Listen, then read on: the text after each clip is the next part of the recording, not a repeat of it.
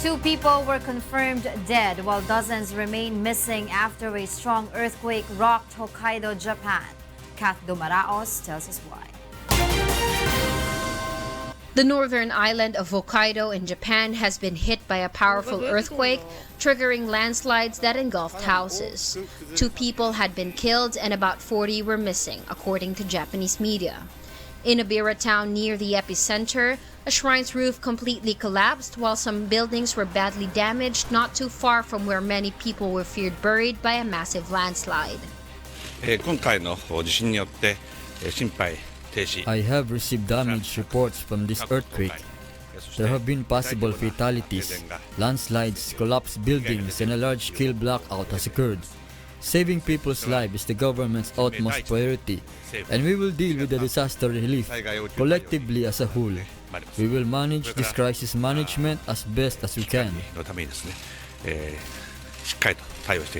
The 6.7 magnitude quake cut power to around 3 million homes and shut down a nuclear plant in the region. The country's meteorological agency said the quake posed no tsunami risk. The tremor struck 62 kilometers southeast of the regional capital Sapporo in the early hours of the morning. Authorities have warned of possible aftershocks and urged people to remain cautious. Meanwhile, the Department of Foreign Affairs has not received any reports of Filipino casualties after the earthquake.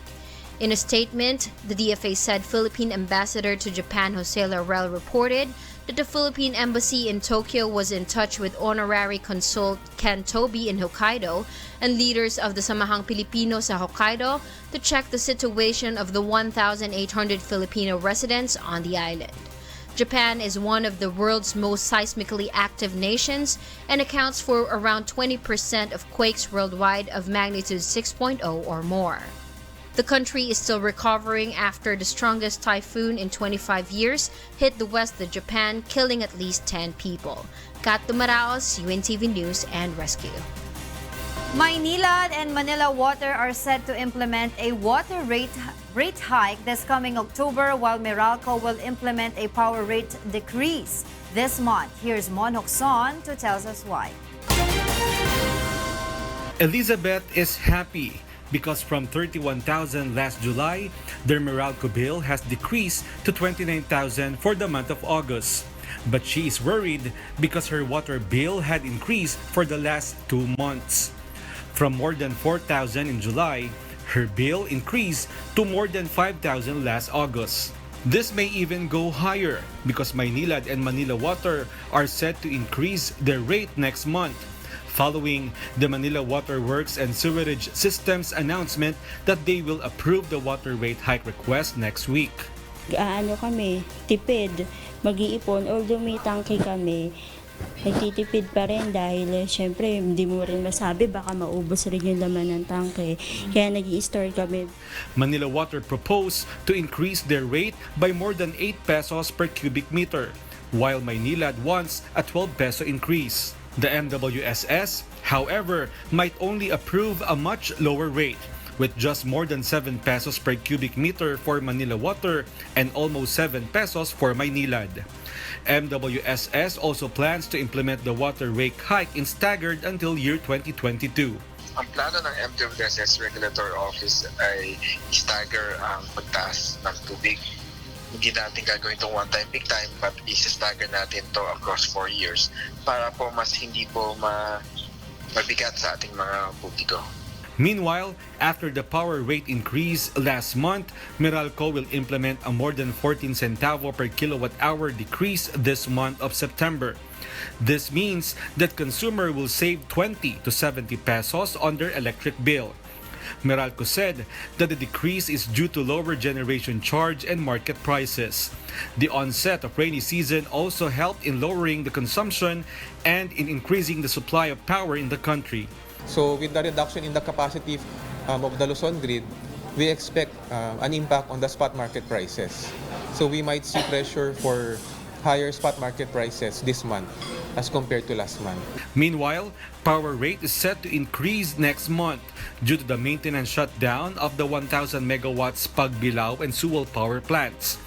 And while there is a decrease in power rates this month, Meralco continuously reminds consumer to conserve energy. Mon Hokson, UNTV News and Rescue, Pasig City. Filipino vendors and families are struggling with their livelihood and remain apprehensive of the future. Charlie Barredo will tell us why. As inflation rates in the country continue to surge, Filipino vendors and families struggle with their livelihood.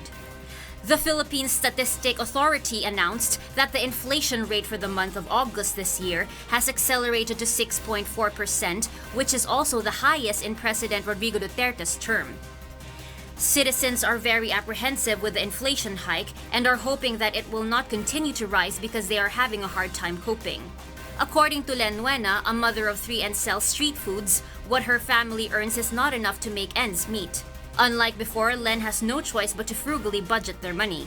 She also admits that these days, she can no longer give her family what they want. Nahihirapan po kasi po 3 po yung pinag-aaral ko. Estudyante, 2 high school, 1 elementary. Ang hirap po talaga mag-budget. Kaya po yung dating mga gusto namin bilhin sa pagkain, talagang di na namin nabibili, tipid-tipid na lang po muna.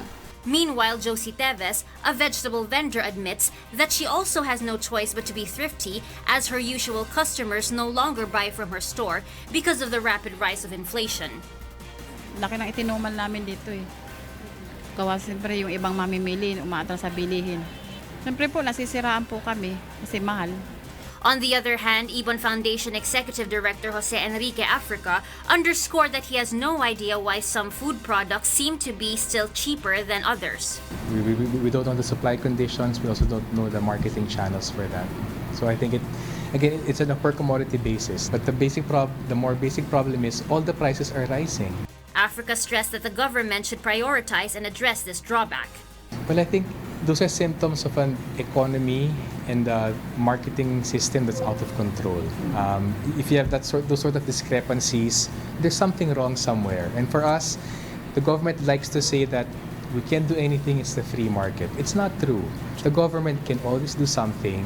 Charlie Barredo, UNTV News and Rescue, Philippines. President Rodrigo Duterte is expected to release the names of Asian experts who will make up the panel he created relating to the controversial Dengvaxia vaccine. Rosalie Cos tells us why.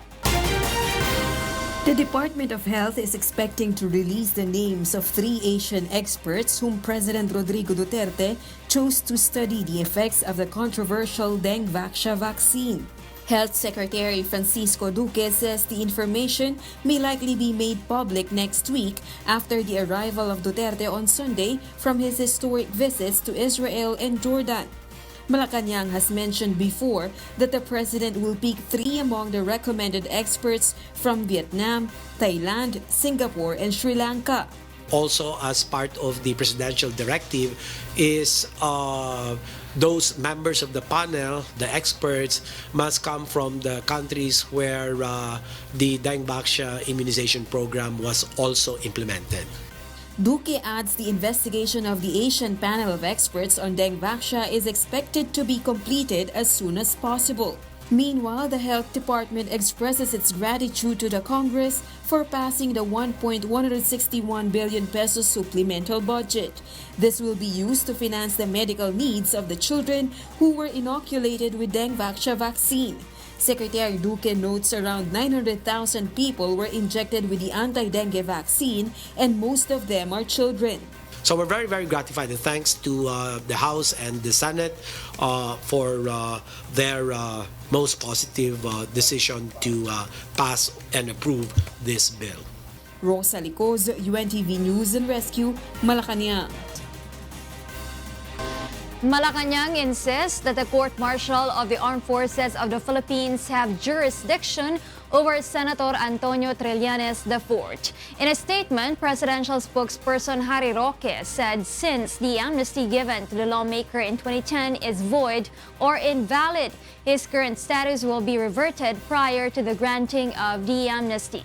Roque also said that Trillanes' resignation from the military service does not undo the violations he committed against the Articles of War. particularly the act of rebellion. Meanwhile, Malacanang denied the allegations of Trillanes that the Duterte administration is preparing to declare a revolutionary government when the president nullified his amnesty. Meanwhile, the Department of National Defense will examine the validity of the documents that Senator Antonio Trillanes presented to the media in relation to his amnesty application. Defense officials also argue that they should not be blamed for the missing documents. Leah Ilagan explains why. The Department of National Defense is still trying to locate the documents that Senator Antonio Trillanes allegedly submitted when he applied for an amnesty during the time of former President Benigno Aquino III. DND spokesperson Director Arsenio Andolong says they have not exhausted all efforts yet in finding the document, arguing that they should not be blamed for the missing application. As to why they're missing, we cannot answer that. We were not part of the process and we were not here at the time. Defense officials also add they will examine the authenticity of the documents should the senator decide to submit them to the department. The records of the TND and AFP application is not available at the moment. Tinahanap na. But if the senator decides to present that as part of his defense, we are more than welcome to see it.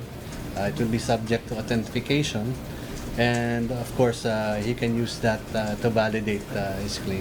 Kung makikita natin doon sa revocation ng presidente, nakasulat doon na mayroong certification na in-issue ang J1 to the effect, saying to the effect na there was no available record on file. So those are the words there. So kung merong may pakikita si Senator Trillanes na document, yun ang sinasagot ni Secretary Andolong na it will be form part of his defense. Trillanes has earlier presented to the media several documents that he said will support his claim of filing an application for amnesty. He allegedly obtained this through friends in the Department of National Defense. Leah Ilagan, UNTV, News and Rescue, Camp Aguinaldo. Good evening. Senator Antonio Trillanes IV urges the Supreme Court to issue a temporary restraining order on President Rodrigo Duterte's Proclamation number 572. Mai Bermudez tells us why. Senator Antonio Trillanes IV takes his fight to the Supreme Court to challenge President Rodrigo Duterte's proclamation, voiding his amnesty and ordering his arrest. Duterte on August 31 signed Proclamation number 572, nullifying the amnesty that absolves Trillanes of charges for leading two failed mutinies for failing to comply with certain requirements. His lawyer filed today a petition before the High Court seeking a temporary restraining order to stop the implementation of Duterte's order as the senator seeks refuge inside the Senate to avoid an arrest. Trillanes' legal counsel claims that Duterte's proclamation violated the senator's right to due process, equal protection, right against double jeopardy, and the separation of powers between the government branches. The lawmakers' camp also argues in the petition that the president has no sole power to void an amnesty grant. There is a reason kaya may concurrence yung Congress para this power is not arbitrarily lodged into one person. So kung gusto niyang i-revoke, siguro unang-una nakalagay nga sa jurisprudence natin, pag may amnesty, lahat ng krimen nabubura. His legal counsel also maintains that the rebellion charges against Trillanes were already dismissed in 2011. They also believe that the orders to security forces to apprehend Trillanes and to resume the court-martial proceedings on his military offenses are illegal. In 2007, when he filed his certificate of candidacy under the Omnibus Election Code, Section 66, ipso hure resigned siya. No? So nag-file siya ng appropriate request sa AFP, and the AFP issued General Order 515 no? in February 2007, approving yung kanyang honorable separation from the service. Despite this, Trillanes' lawyer assures they will comply with Makati RTC's order to file a comment on DOJ's request for the issuance of a whole departure order and alias warrant of arrest. The Makati RTC is set to hear the DOJ's request on September 13. Mai Bermudez, UNTV News and Rescue, Manila. Senator Antonio Trillanes presented to the media several documents which he believes will disprove Malacanang's basis for nullifying his amnesty. Here's why from JL Asayo. Senator Antonio Trillanes in a press briefing earlier showed some documents relating to his amnesty application following the Department of National Defense statement that it cannot find records of his application. These comprise a form which includes an admission of guilt and DND's 2011 list of amnesty applications including his name. Submitted is the list of applicants for amnesty today, January 5, 2011. And on number 8, andun yung pangalan ko. He says the document, which he allegedly obtained through friends in the DND, was signed by Colonel Josefa C. Berbigal, DND Ad Hoc Amnesty Committee Chairman. Trillanes also presents a file photo where he is seen submitting the document and another file which he says came from the office of then Defense Secretary Voltaire Gazmin. After careful review and deliberation, the committee found their applications to be in order and the applicants qualified for amnesty. The senator believes these documents disapprove the basis for nullifying his amnesty as ordered by President Rodrigo Duterte in his proclamation number 572. It should be recalled that one of the reasons cited for the nullification of his amnesty was Trillanes' failure to submit a formal application under oath. The lawmakers' camp also believes the Supreme Court will vote in favor of their petition to stop Duterte's order. Naniniwala ako na yung mga magistrado ng Korte Suprema at yung mga huwes sa hukuman, pag nakita kung gaano grabe yung ginawang pangbabalahura sa konstitusyon natin, kikilos sila para ipagtanggol yung mga karapatan natin. Trillanes has been staying in the Senate for 2 days now after he was placed under its custody to prevent his arrest. JL Asayo, UNTV, News and Rescue, Senate of the Philippines. Meanwhile, more than 20 private agreements and letters of intent worth over $80 million were signed during President Rodrigo Duterte's visit to Israel. The president is also expected to sign several labor and trade deals with Jordan as he begins his 3-day official visit. Rosalie Cos tells us why. President Rodrigo Duterte met with the business sector in the last day of his visit to Israel on Wednesday. According to Malacanang, 21 business deals worth $82.9 million were inked between the Filipino and Israeli businessmen, expected to generate nearly 800 jobs.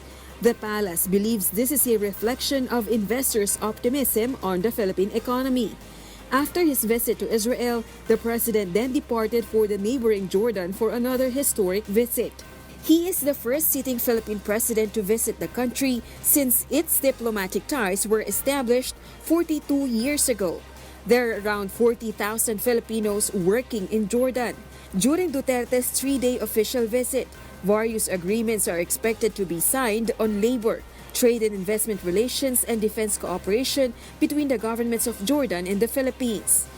And Philippines will depend upon the cooperation, assistance, military term, joint training, and I heard there is a discussion for donations of helicopters, but something for our leadership to pursue. The president will also hold political consultation on trade and investment with the Jordan Investment Commission.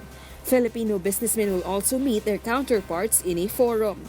Through this exchange of a visit and information, that's very important because you have to know what we have and they have to know also like that. One aspect is we have to be pioneering in our approach to different countries. Jordan, for example. Rosalie Cos, UNTV News and Rescue. The Presidential Communications Operations Office issues a memorandum to Assistant Secretary Mocha Uson following her controversial video on federalism. Grace Casin tells us why.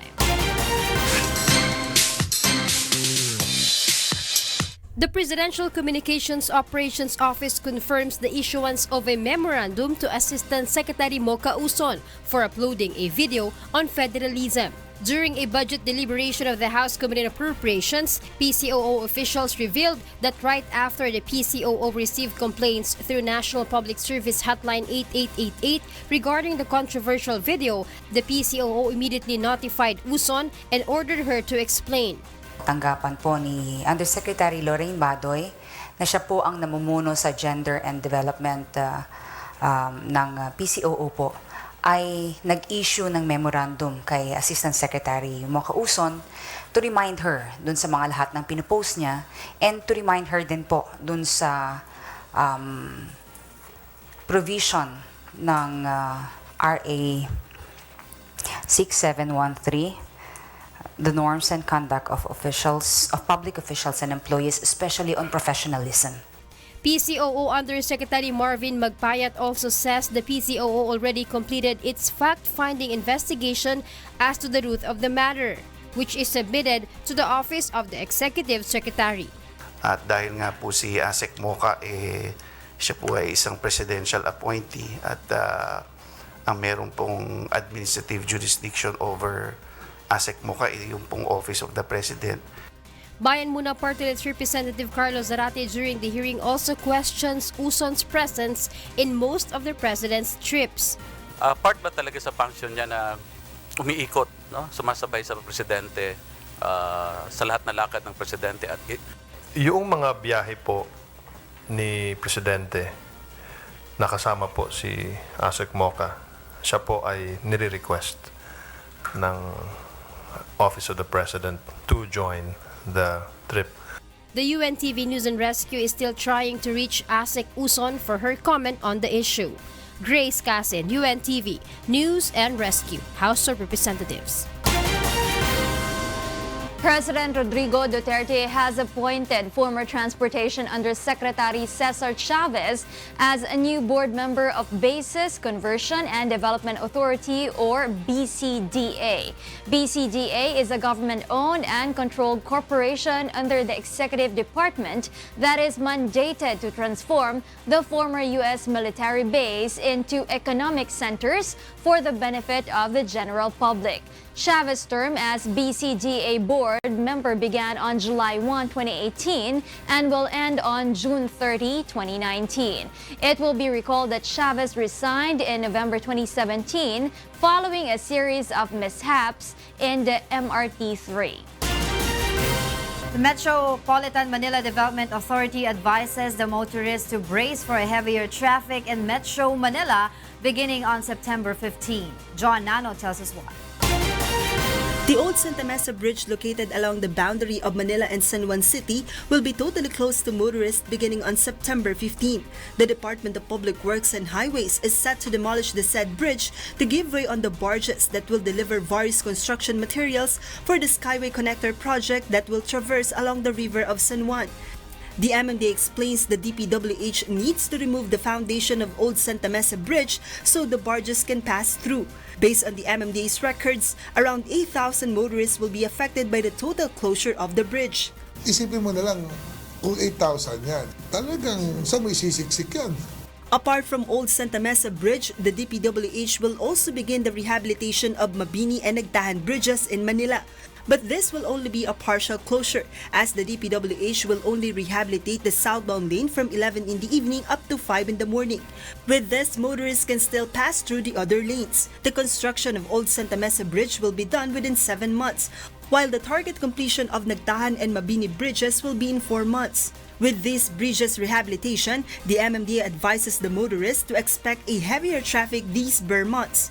In line with this, the agency will intensify its anti-illegal parking operations to clear the alternate routes where affected motorists will be diverted. Huwag na po kayo pumarada dyan. No? Ito, great example. Isasara yung mga infrastructure natin. Wala na po talagang dadaanan.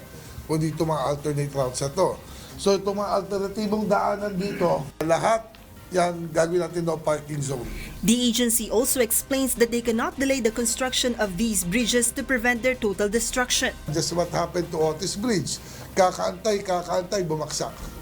The MMDA will put up signages along Mabuhay lanes to guide the motorists for alternate routes in line with the closure of Old Santa Mesa Bridge. Joanano, UNTV News and Rescue, Makati City. The Quezon City local government officials today held a groundbreaking for the new jail facility along Payatas Road in Bagong Silangan. Quezon City Mayor Herbert Bautista, along with officials of the Bureau of Jail Management and Penology, led the ceremonial groundbreaking. The facility will be built on a 2.4-hectare lot, which officials estimate can house 4,400 inmates. Bautista said the lot was purchased by the city government for 150 million and expects the jail facility to be completed in the next 2 to 3 years. Once construction is finished, the BJMP said it expects the volume of a jail congestion rate in the city to go down by 71.88% in the male dormitory and 53.15% for the female dormitory. Ito magiging showcase ng BJMP sa buong Pilipinas. Maraming dadalaw dito, international o local, para makita kung ano yung city jail ng Quezon City dahil ito ay plinano base sa rights-based international standards ng rehabilitation and penology. And then eventually gagayahin ito ng iba pang mga projects ng BJMP. The Iloilo City government is pushing for the use of eco-friendly alternatives as the local council looks to ban the use of plastic straws and stirrers. Vincent Arboreda tells us why.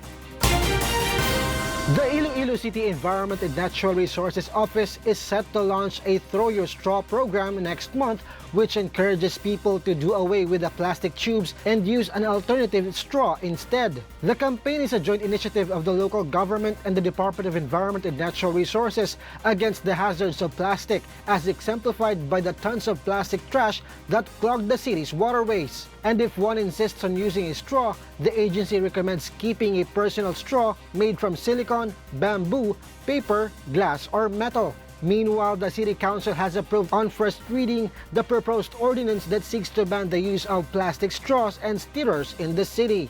Wala man may nag-objection ng ordinansa, and we're also grateful nga hambal man sa mga business establishments naton nga mas mayo gani nga i-prohibit na gid man ang plastic straws naton.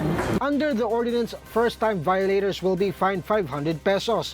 Second-time offenders will be fined 800 pesos, while third-time offenders will have to pay 1,000 pesos. Food service establishments will be asked to put up a sign that says "No Plastic Straw and Stirrers Policy." Vincent Arboleda, UNTV News and Rescue, Philippines.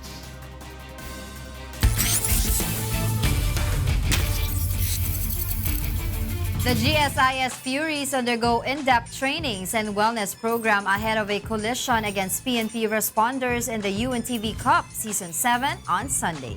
Bernard Daddy tells us why.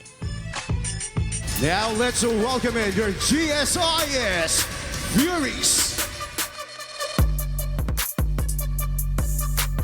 The GSIS Furies are expected to go all out in their showdown with PNP responders on Sunday as the UNTV Cup Season 7 elimination rounds begin. According to GSIS General Manager Romel Coriba, the team feels confident ahead of its collision with PNP following in-depth trainings and wellness program that their hoopers went through.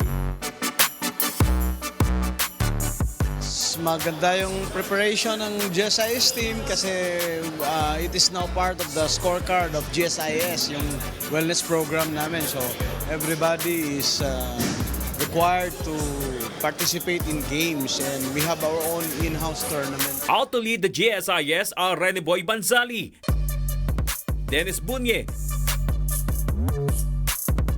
James Patrick Abugat, and Michael Nuyana. The team will also rely on so-called Twin Towers, Aaron Daniel and Anthony Cuevas, standing 6'4 and 6'5 respectively.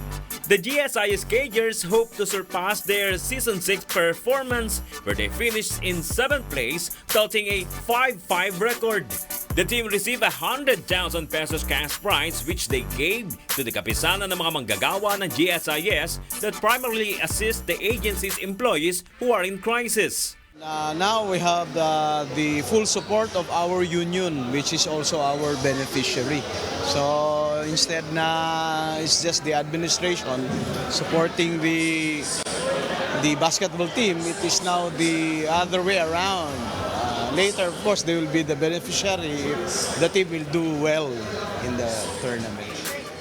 The GSIS Furies will shoot for their first win this edition against PNP responders around 5 p.m. at the Pasig City Sports Center. Bernard Dadis, UNTV News and Rescue, Philippines.